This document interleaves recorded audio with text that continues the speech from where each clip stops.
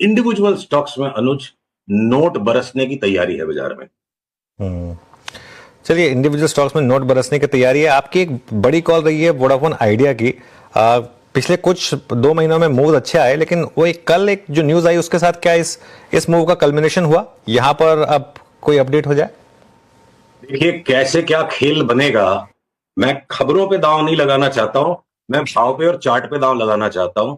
खबरों को तो कैसे भी क्या है ना ट्विस्ट किया जा सकता है। अगर ये चार्ट स्क्रीन पे आ रही है मेरे वोडाफोन आइडिया की, अगर पीसीआर दिखा पा रहे हैं तो देखिए मैं एक सिंपल सी ये बात कहूंगा, चार्ट के हिसाब से तो हमें 20-21 का भाव बिल्कुल संभव दिखता है।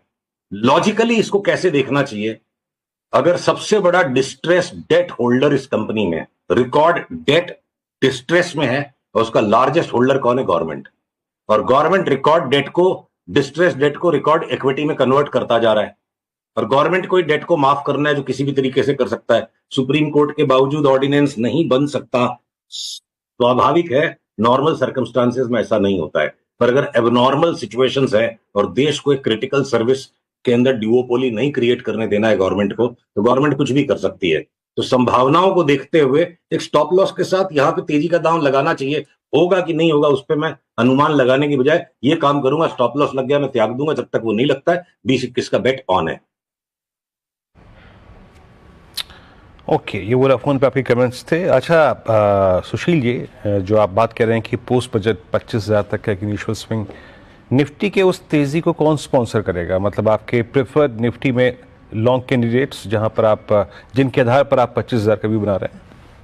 देखिए आगे पीछे सबका नंबर आएगा accept IT.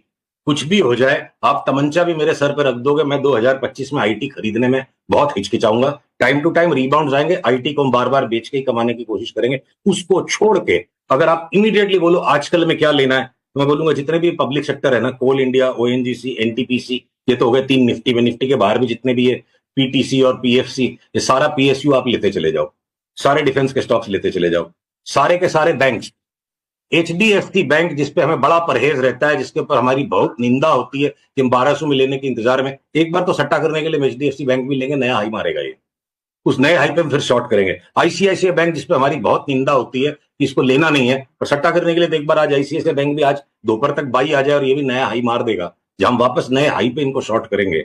Kotak Mahindra bank हो सकता है 2050 तक ही जाए। तो ये चाहे इंडसइंड बैंक और एक्सिस बैंक जो बिल्कुल मरी हुई सी चार्ट दिखती है, 20-20% का रिबाउंड उनमें भी आ सकता है। तो इमीडिएट तेजी बैंकों में, मीडियम टर्म तेजी small finance banks, smaller banks में, ये डीसीबी, ये जम्मू एंड कश्मीर बैंक, जिनके सबके भूले बिसरेगी, जिन बैंकों को लोग भूल गए, और ये सारे के सारे पीएसयू बैंक्स, इनको 3 से 6 महीने के लिए लेंगे।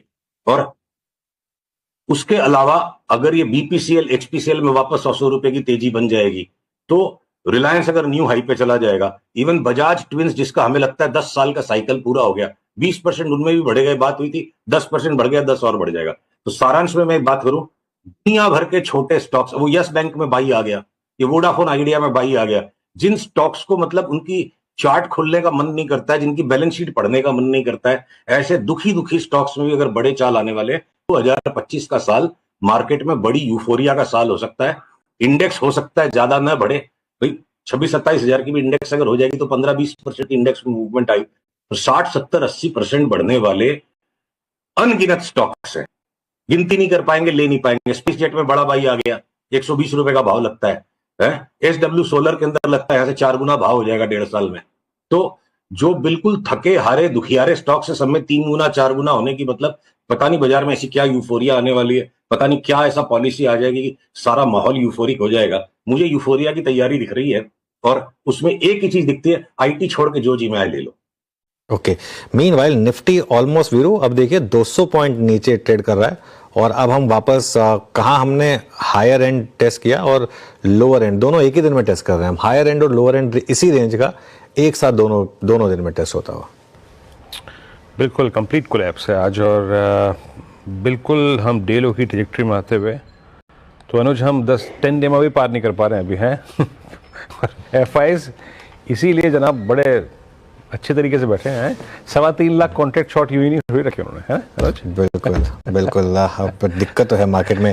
अच्छा सुशील जी के पास वापस चलते हैं। सुशील जी, जोमैटो 10% नीचे 217, और सर्किट पे अभी तो ये हो सकता है सर्किट खुले तो और पिटाई हो इसकी, इस पर कोई ट्रेड बन रहा है? चलिए आपके सामने जोमेटो की चार्ट को खोलते हैं, इसी फिर इस चार्ट को आप दिखा सको तो सामने ही हम ऑन द स्पॉट एनालिसिस करते हैं। जी भी जोमेटो के अंदर में कोई बाई का ट्रेड नहीं बनता। देखिए मल्टीपल सपोर्ट्स के जोन को यहाँ से तोड़ दिया था, फिर रिबाउंड देने के बाद अब वापस नीचे का मोमेंटम ही गैदर कर रहा है। आप ये डाउनवर्ड स्लोपिंग लाइन को 230 का स्टॉप, कैश की चार्ट है, फ्यूचर्स भी खोल के देख लेंगे इक्विवेलेंट लेवल पे 230 के स्टॉप लॉस के साथ, जिसमें शॉर्ट पे ही बने रहिए। तो लगता है कि एक बार तो 180 160 तक आने की जगह है, फिर सोचेंगे क्या करना है। और डिक्सन टेक, इस पर कोई व्यू? किस पे? डिक्सन टेक, ये भी आज 12% नीचे है। फिर से नाम बताइए। डिक्सन? हाँ डिक्सन।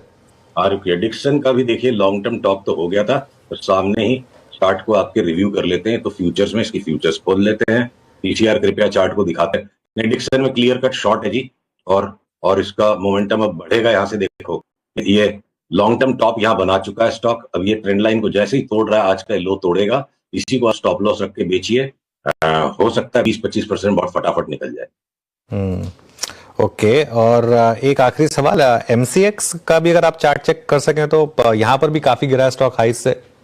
एमसीएक्स भी क्या है ना, एनएससी की बीएससी की सहानुभूति में एमसीएक्स में भी काफी बड़ा जो स्विंग आ गया। अभी लॉन्ग टर्म टॉप बना चुका है, और उसके बाद नए जो स्विंग लोस बना रहा है, इसमें देख देख के रिबाउंड्स में बेचने की चीज है। देखो आप सपोर्ट को जोड़ोगे, अभी ऑलरेडी सपोर्ट जोन पर है, तो कोई रिबाउंड आता है और रिबाउंड में बेचेंगे, या फिर आज के भी लो तोड़ के कोई आज इस लेवल के भी नीचे बंद हो जाता है और सब्सटेंशियल मोमेंटम नीचे का कल बन जाता है, तो कल के फिर ओपनिंग में बेचिए। लॉन्ग टर्म टॉप एक बार होता है, लगता है हो गया है। ओके, चलिए Sushil ji, thank you so much आज